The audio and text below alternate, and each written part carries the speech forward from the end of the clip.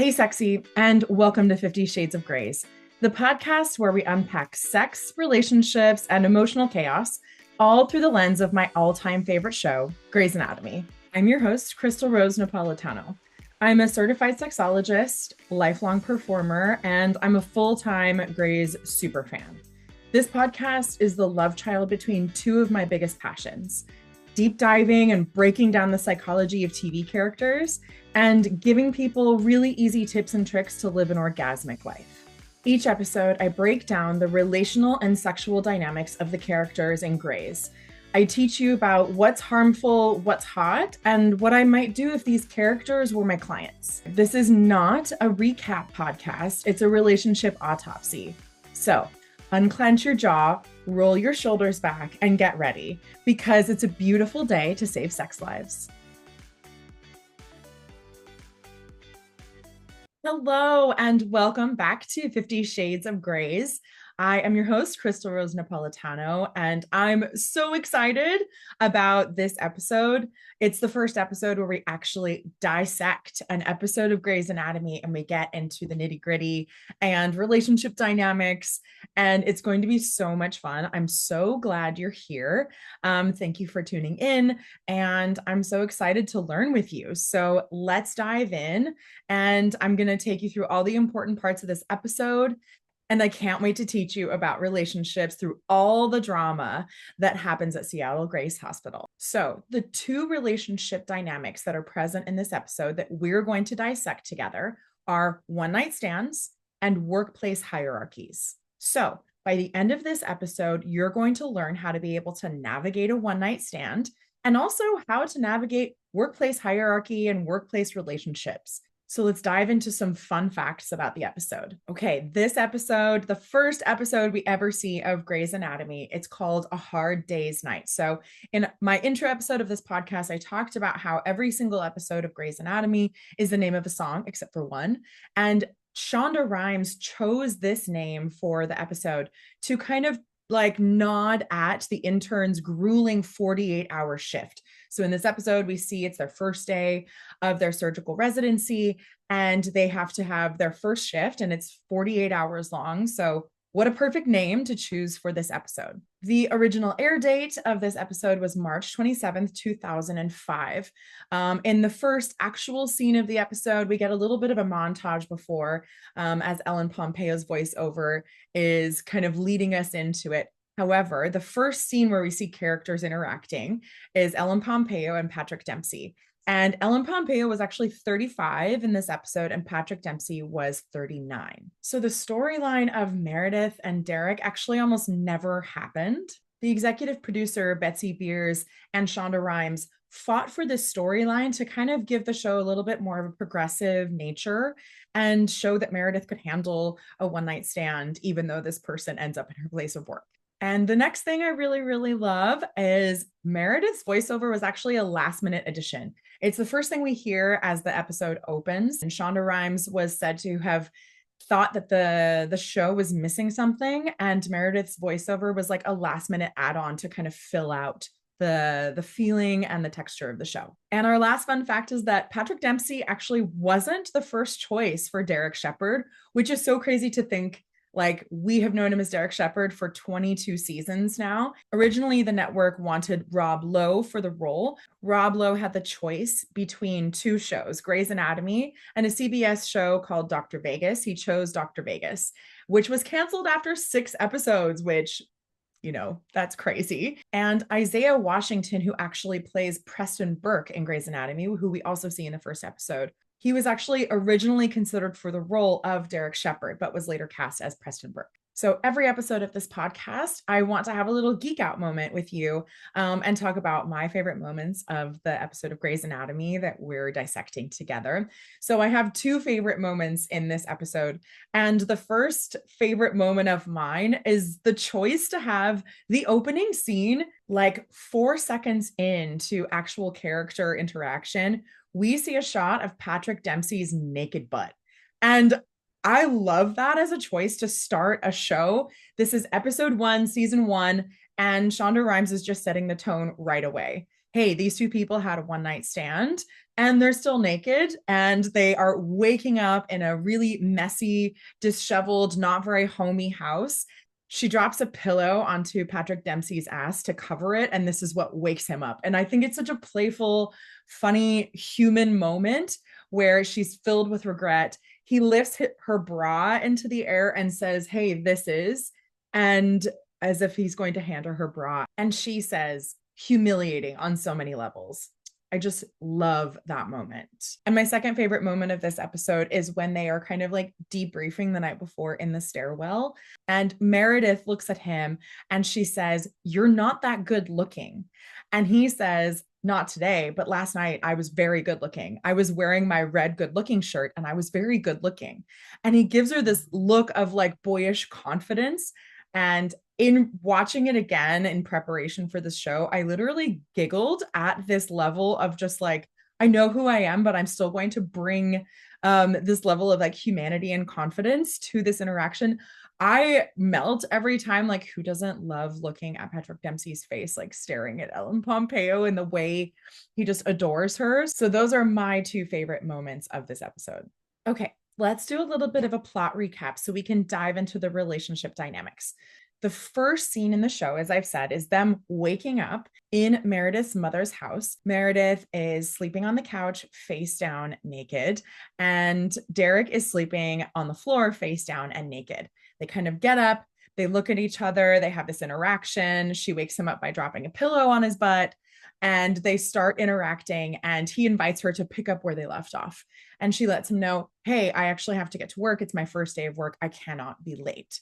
And so she says, "Okay, I have to go shower. I have to go upstairs. And when I get back here, you won't be here." And then she like can't remember his name. And so they reintroduce themselves to each other. And it's this really sweet moment of just like, all right, we've already had sex, but this is my first name, and this is what's going on, and this is what I expect of you, and it's all very embarrassing, but very flirty and sweet and fun. And then later in the episode, we kind of get a taste of workplace hierarchy in terms of romantic relationships. So the character of Meredith is doing this like marathon 48-hour shift on her first day of residency. And she's told by her residency director, Miranda Bailey, we will go into her character so much more later, but she's told by her residency director to report to Dr. Shepard. She comes around the corner and she sees it's the guy that she slept with the night before. She runs out of the room. He follows her. He pulls her into a stairwell and he's like, "Hey, what's going on? We should talk about this." And she says, "No, we're not going to talk about this. We're going to pretend this never happened." In this moment is actually a very controversial scene because Patrick Dempsey is wonderfully charming, wonderfully beautiful. All of us swoon. And also, this scene is where things kind of start to get a little bit dicey. And he starts like being really flippant about her boundaries. He relentlessly flirts with her, even though she continues to call him Dr. Shepard, which is clearly her putting up a boundary. Because a few hours before, she was calling him Derek, naked inside her home. Now that she realizes he's her boss, she says Dr. Shepard, and he doesn't understand why she's trying to formalize this relationship. And he continues to joke that she took advantage of him. And I really want to name that this is only funny because it's in that direction. If a woman continued to joke, "You took advantage of me," it wouldn't be funny. And this is already starting to name this workplace hierarchy and also a gender hierarchy dynamic in this moment, right? Because if a man says, "Oh, you got me drunk and took advantage of me," we're supposed to giggle. We're supposed to think it's really funny. Oh, no one could take advantage of a man. But if a woman said that, we wouldn't giggle. And so this is a really important moment to notice. And all the time while he's saying this, "You took advantage of me. I'm really good looking. Do you want to take advantage of me again?" She is saying, no. She continues to make it very clear, "No, I'm an intern and you are an attending." She names it for him black and white. "I am an intern, you are the attending," which is saying, "You're my boss. Do you not notice the amount of power you have over me in this moment?" And she says, "This is really inappropriate." And then in a moment, she looks at him and says, "Stop looking at me like that." And he says, "Like what?" And she goes, "Like you've seen me naked." Because this is her first day of work in the surgical residency program. And he is treating it like all they were like people who met at a bar, which did happen, but now they are in this professional environment and a lot is at stake for her. And he's already reached the place of power. He's already this like renowned neurosurgeon, and he's an attending, and he's got all of this power and privilege, and he's acting like it's the same dynamic for her when it is not. And as sweet and charming as Patrick Dempsey is on camera, we do need to name this dynamic. Okay, so let's go into the shadow, like what's happening underneath the surface while all of this like stuff is taking place. So the first thing that's happening is that Meredith feels a lot of shame for having a one night stand. She didn't know that this guy was going to be her boss when she met him at a bar. But when she finds out that he is, she feels a lot of shame. She kind of is like feeling her heart pounding, and like you can see when she kind of reveals it to Christina in the medical library that she doesn't really make eye contact with Christina. They're not really like bonding and giggling over it. It's kind of like a heavy thing. And then also the other dynamic is that Derek is not respecting her boundaries. He's playing it like a game. He's playing it like she is in the same like power position as he is. And this is really dangerous. Now we're going to go into sexology mode. So what's hot and what's harmful? So if we think about it, these two people wake up the next day and they didn't even know each other's names or places of work. So that just puts my brain into a place of like, how hot and heavy was the night before where you didn't even bother to like remember their name or ask them questions or like slow down enough to be like, hey, where do you work? Why are you here? What are you doing in Seattle? And maybe they did, and maybe they got too drunk, but they didn't have that information to recall the next day. And I want to say, as a sexologist, there's nothing wrong with a one night stand. If that makes you feel connected, sexy, alive, fulfilled, do it. But of course, since I am your favorite sexologist, I do have to say, have a conversation about STDs, STIs. Are we going to wear a condom? And other sexual safety questions that might feel relevant to you, like, hey, are you in a relationship? How long are you in town? You know, anything that's going to make you feel safe to have sex with this person, ask it. Even on the way back to the hotel or your house or whatever you're doing, ask those questions. They're not a mood killer. It's okay. It's actually for your safety. Should the character of Meredith have asked that? Yeah, of course. And should the character of Derek revealed that? Yeah, also, of course. And they both could have asked questions and they both could have revealed who they were, but maybe it was so hot that they couldn't.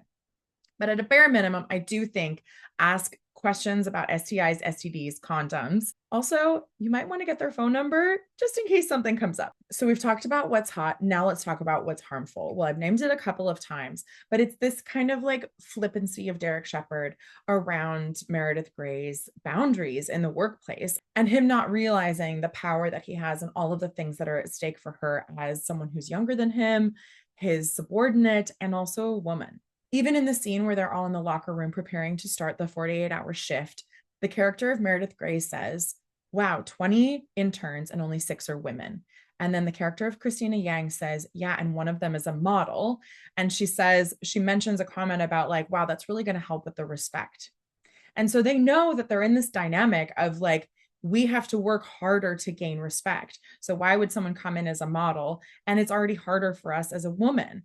So this dynamic is definitely like being named in the episode. And these gender dynamics and workplace hierarchies have a really important part in how they navigate the next few kind of scenes in this episode. So the character of Christina Yang, who is also a surgical intern with Meredith Grey, is working with Meredith to try to find a solution to a patient they have in the hospital, and they can't figure out why this patient continues to have seizures. So the two of them are working together. And like I said, they're in this medical library, and Meredith outs herself as saying, I did sleep with Derek Shepherd last night. And so then they discover the solution. Meredith promised Christina, like, if you help me, you get to scrub in on the surgery no matter what. And Christina agrees to help her. Well, when they find the solution and they bring it to Dr. Shepherd says, Meredith, you can scrub in with me. And Meredith doesn't pass the surgery to Christina. Christina then thinks, hey, she's choosing this because she like knows she has an advantage because she just slept with him. And they get into this little fight. And I think it's also a really important point to talk about, because not only are women like knowing that they have to work twice as hard, but other women know that women choose sometimes to do things that are maybe a little bit shady to get ahead because of this kind of hierarchy of like, we have to work harder. And Christina gets it. She even says, listen, if you want to be a shark, be a shark. And she understands why Meredith might have done it, even though Meredith didn't know this was her boss when she slept with him. And then she goes right to Derek and she said, did you ask me to scrub in on the surgery because I slept with you? And he jokingly says yes. And then he says, no, I asked you to scrub in on this surgery because you are the patient's doctor. So he reassures her she's not like earning her place in the hospital because she slept with him, because she doesn't want this. The character of Meredith Grey is the daughter of a famous fictional surgeon in the show called Ellis Grey, who won all these awards and everybody knows about. And so she has a lot riding on her shoulders as she comes into this career. And you can see she doesn't want to be picked because of this one night stand. She wants to be picked because she's the most qualified. So we're going to dive into what does this scene teach us about desire, attachment, and communication. Desire. These two characters were so hot and heavy for each other. They couldn't even remember each other's names. Maybe they didn't even ask. Maybe they just went right to Meredith's place and just had sex all night long. And that's so hot. Again, I advocate for you to have really sexy one night stands. Do it consensually and do it safely, but have them if that is what makes you feel good. And now on attachment. So I've talked a lot about boundaries in this episode, and boundaries are a really important part of attachment. It helps people feel safe. It helps people feel regulated, empowered, not vulnerable in a way that feels disempowering. And so the attachment work here is like really listening, like when somebody says no.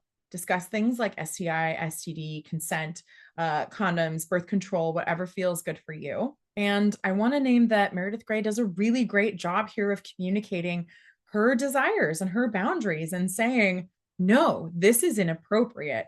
And let's just call it out. She should have not have had to hold the line for the both of them.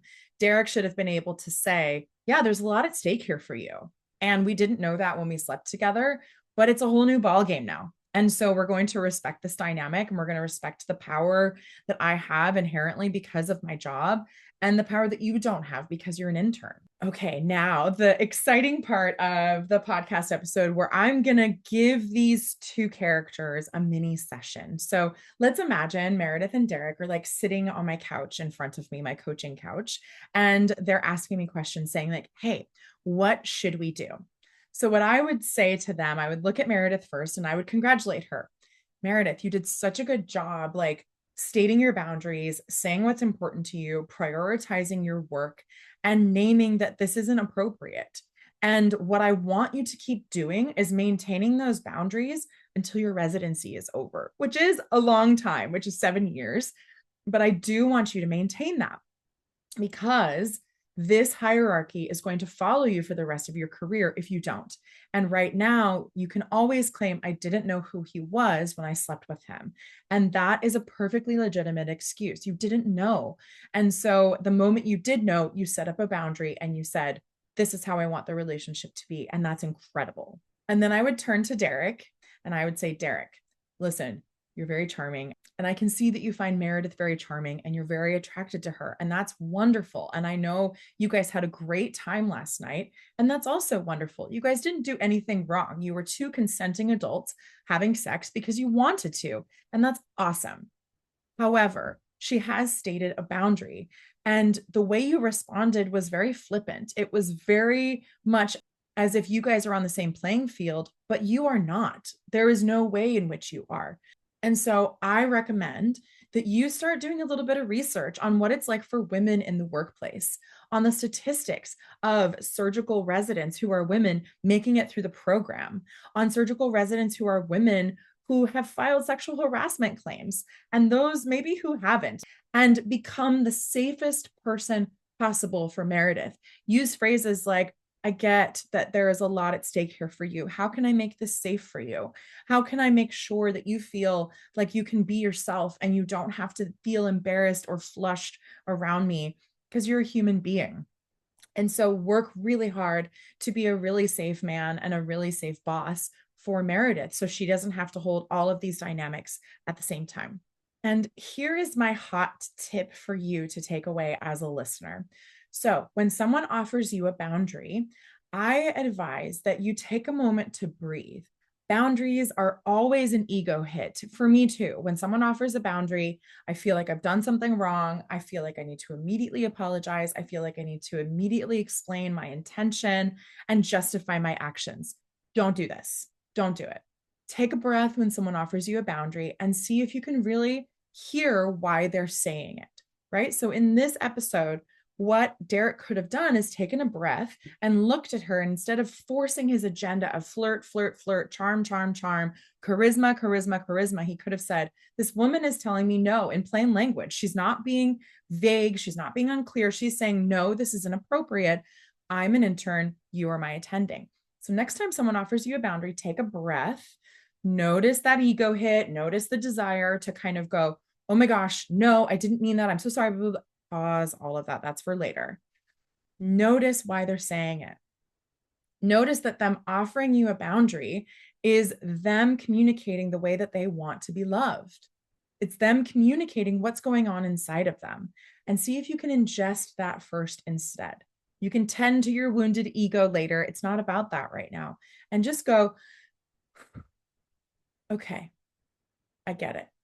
So in this moment, I want you to think of the last time someone offered you a boundary and just notice like all of those feelings. I even feel my chest tightening right now.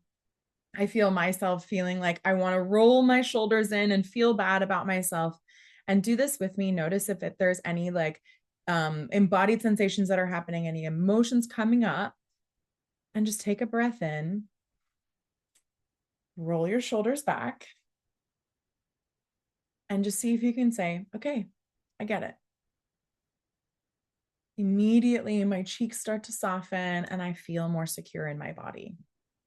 Try this next time someone offers a boundary or even when they offer feedback, and see how much it changes your relationships. All in all, this episode of Grey's Anatomy is so fun. It's so charming. It's so early 2000s with the soundtrack and the vibes.